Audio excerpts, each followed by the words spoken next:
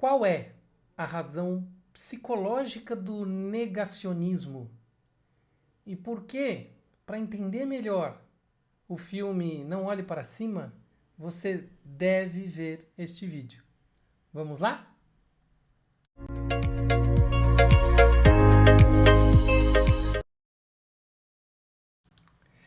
Eu vou falar hoje com vocês do filme Por que Não Olhe Para Cima. E vou explicar algumas teorias que nos justificam o porquê do negacionismo. Muitas pessoas que eu vi comentando este filme disseram não entender como é que as pessoas podem absurdamente negar coisas tão óbvias e o filme retratar de uma maneira tão escrachada essa questão. E o mais curioso é como nós estamos tanto discutindo um filme tão escrachado, um filme que, na sua qualidade de roteiro, é um filme exagerado. É um filme que coloca uma certa tonalidade muito estúpida, né, na forma como algumas coisas ali acontecem. Mas ele, no mundo em que vivemos hoje, ele acaba sendo um filme importante para reflexão. Em outros tempos não seria. Mas eu quero ir além com você do filme, mas a gente aprofundar numa questão que alguns críticos do filme apresentaram. Qual é a razão desse negacionismo? Por que algumas pessoas se posicionam de uma forma tão difícil, tão estreita em relação a esses temas? Vamos entender um pouquinho sobre isso? Então, eu venho aqui com essa exposição a vocês, né, falando sobre o negacionismo, o porquê. O que é esse negacionismo? Da onde ele surge? Quais as razões psicológicas dele? E para falar nele, a ideia de negação dentro da psicologia se deve muito à psiquiatra suíça Elisabeth Kübler-Ross, que fala das fases do luto. Ela é uma psiquiatra suíça que faleceu em 2004. E se você quer saber mais sobre essa questão do luto e como é o processo do luto, o principal livro dela, Sobre a Morte e o Morrer, né, fala dessas 5 fases do luto, tá bom? Então vamos falar um pouquinho para você entender o que são essas 5 fases do luto, né? A primeira fase é a negação, a segunda a raiva, e isso a gente também pode assistir dentro desse processo, né? No filme, por exemplo, esse processo do filho da presidente querer que a cientista seja agredida, né? Que tenha medo, né? Que tenha sua cabeça encoberta. Você vai poder ver isso no filme, né? A questão da dificuldade de negociação com a própria perda, que é o luto, e não aceitar, isso é uma questão que a gente pode averiguar no sentido psicológico dos negacionistas, eles não quererem aceitar um estado de depressão, uma tristeza, uma perda, para aí sim fazer a aceitação. Então, quando você vê nessas fases psicológicas do amadurecimento, de você estar num posicionamento errado, estar numa perda, estar numa condição onde você vai perder, você assume um processo de negação e raiva para não entrar neste processo de negociação, não assumir uma depressão, que fatalmente após depressão você vai poder fazer um estado de aceitação. Então nós vamos ver dentro desse processo da negação muito da própria negação do fato em si, não importa, no caso do luto, da morte, a negação da própria morte e um desenvolvimento de raiva muito grande em relação àquilo que está acontecendo. Então você vê que essa estrutura do início do processo, do luto, né, de uma perda, se deve a realmente muito similar ao que se vê dentro dos grupos negacionistas, né, desse processo psicológico das pessoas de não quererem mais argumentar, de não quererem aceitar fatos, de não quererem aceitar análises de pessoas que sabem, que estudaram, que conhecem mais do conhecimento que eu tenho, né? E essa ideia de questionamento, liberdade de questionamento, sendo que você não está preparado para isso, né?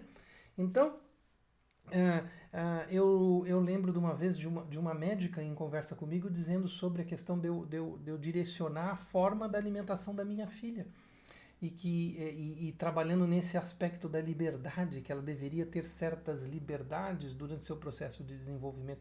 Mas nós não questionamos a liberdade da criança, ainda quando criança, querer fumar.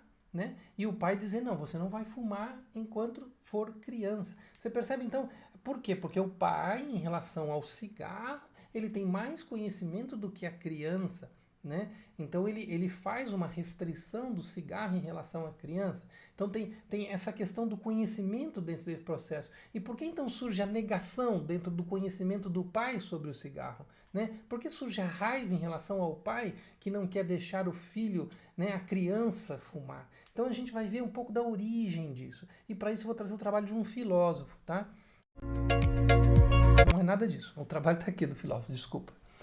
Nós vamos ter aqui Michael Sandel. É um livro que realmente me fez pensar muito. Não quer dizer que eu concorde com todas as ideias do livro, né? E isso é muito importante, né? A gente não concordar em todas as ideias, mas que a gente possa refletir. E eu confesso que o trabalho dele me fez refletir muito. Né?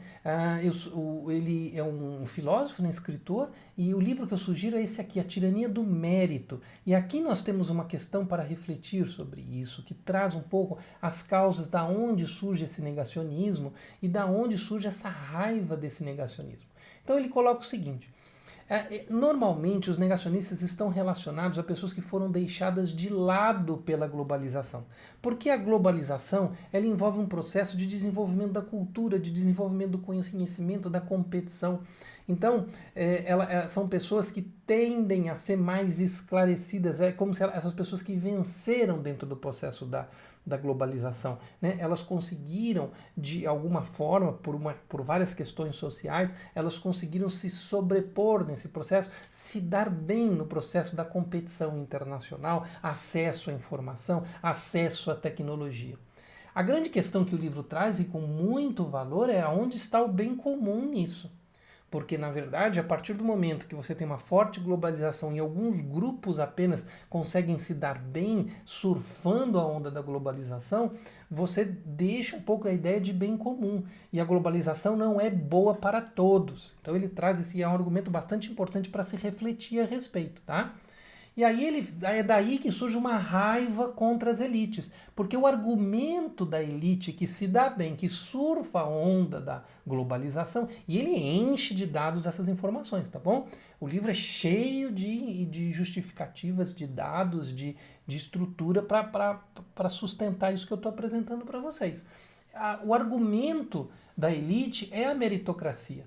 Elas dizem, não, mas nós estamos aqui ganhando esta guerra, né? Nós estamos muito bem nessa condição por causa do mérito que nós temos. E a gente vai ver que não é bem uma verdade. A hora que você analisa esses dados profundamente, você começa a ver que o pessoal que se dá bem tem algumas vantagens. É como se pudesse largar um pouquinho na frente. Tá? Então é interessante olhar esses dados para a gente entender, né, que essa história da meritocracia ela seria válida se o tiro de largada fosse dado igual, né, em uma forma de competição, mas não acontece isso. Para alguns o tiro de largada é dado bem à frente de outros que acabam largando bem depois. Tá? Mas essa discussão é uma discussão filosófica antiga. Tá? Confúcio falava, né, no governo pela virtude. Platão dizia que o rei deveria ser um filósofo. Aristóteles não concordava com essa ideia, rejeitava a ideia de Platão de um rei como filósofo e defendia a questão do mérito.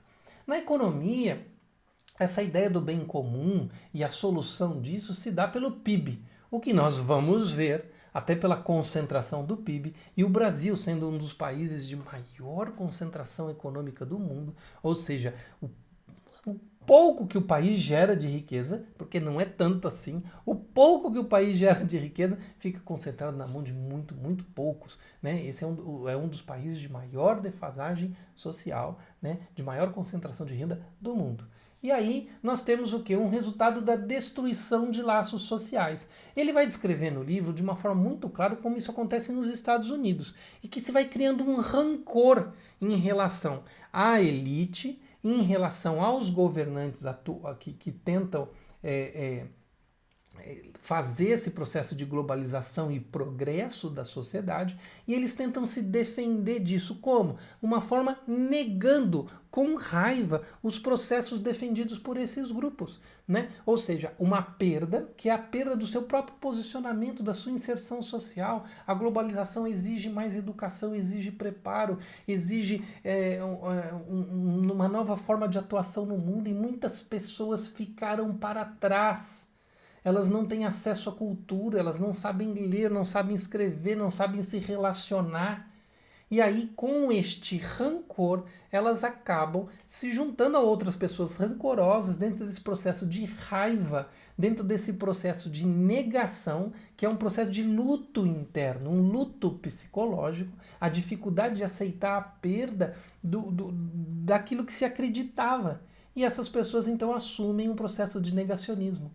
Você consegue entender que a mesma estrutura do luto é a estrutura que fomenta o negacionista. Então nós temos aqui, no caso do Trump e Bolsonaro, que são muitas relações que se fazem com o filme, nós temos aqui, né, os personagens do filme, a presidente, no caso o papel da Meryl Streep, sendo assessorada pelo seu filho, né? E esse filho assumindo posições absurdas. Nós temos aqui também no Brasil a mesma coisa, né? Um presidente e um filho que assumem posições absurdas. Então isso tem muita similaridade. Nos Estados Unidos não era o filho, era o genro do presidente, que era um defensor de posições absurdas. Mas nós temos esse rancor, nós temos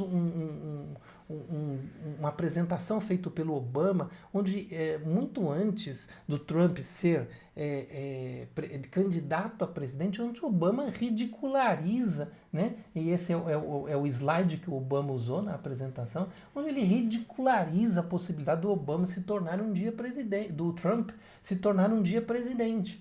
Então era algo do tipo, essas pessoas não têm nenhuma condição, né, de assumir um cargo de responsabilidade. Não tem. Por quê? Porque o Obama é um presidente formado por uma das principais universidades americanas e fazia parte da elite cultural, né? E aí a história vocês já sabem um pouco, mas esse rancor do Trump, ele em relação ao Obama, em relação a tudo que aconteceu antes dele, havia. E ele traz esse rancor de uma parte da sociedade e consegue se colocar, né, como presidente. O que também aconteceu no Brasil, né? Um presidente que é eleito com rancor em relação a um presidente que estava, né, um grupo, né, que estava há muito tempo no poder e que vários problemas, e com todo esse rancor a sociedade se junta baseada nesse rancor e elege o Bolsonaro, que também que se manifesta por rancor. E se eu tenho um outro vídeo falando sobre o perfil psicológico do Bolsonaro, e você vai ver que é um perfil rancoroso. Eu mostro dados, né, de manifestação de rancor desde a década de 70, né? Ele como um soldado rancoroso, né? Ele, quando deputado, rancoroso em relação à família do Rubens Paiva, que era da cidade ali, da região, né, do Vale do Ribeira, da onde ele nasceu. Ele tinha um rancor em relação àquele grupo de pessoas que representava a elite, né, ali da região. Então vai mostrando vários movimentos do Bolsonaro de rancor, né? Então esse rancor surge do quê? Do medo. Surge da onde? Da questão do luto, da perda do posicionamento, né?